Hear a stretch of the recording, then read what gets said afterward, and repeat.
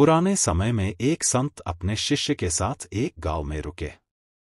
कुछ ही दिनों संत की ख्याति आसपास के क्षेत्र में फैल गई। अब उनके प्रवचन सुनने और दर्शन करने के लिए दूर दूर से लोग आने लगे। ये देखकर उसी गांव का एक अन्य पंडित परेशान हो गया। उसे लगने लगा कि इस संत की वजह से मेरे भक्त कम हो जाएंगे। मेरा जीवन यापन कैसे होगा? पंडित ने संत का दुष्प्रचार करना शुरू कर दिया। वह लोगों के सामने उस संत की बुराई करता था। एक दिन संत के शिष्य को ये सारी बातें मालूम हुई तो उसे बहुत गुस्सा आया।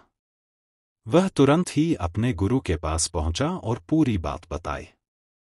संत ने शिष्य की बातें सुनी और कहा कि उसे छोड़ो। अगर मैं उस पंडित से वाद विवाद करूंगा तो इससे ये सब बातें फैलना बंद नहीं होंगी। इसीलिए उसकी बातें पर ध्यान नहीं देना चाहिए। संत ने देखा कि शिष्य का क्रोध शांत नहीं हुआ है। तब उन्होंने कहा कि जब जंगल का हाथी गांव में आता है तो उसे देखकर सभी कुत्ते भौंकने लगते हैं, लेकिन हाथी पर इसका कोई असर नहीं होता है।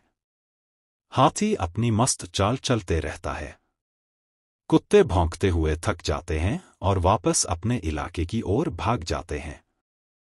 हमें भी अपनी बुराई करने वालों के साथ इसी तरह पेश आना चाहिए। हमें सिर्फ अपना काम ईमानदारी से करना चाहिए और सत्य के मार्ग पर आगे बढ़ते रहना चाहिए। हमारे अच्छे काम ही ऐसे लोगों का मुंह बंद कर सकते हैं।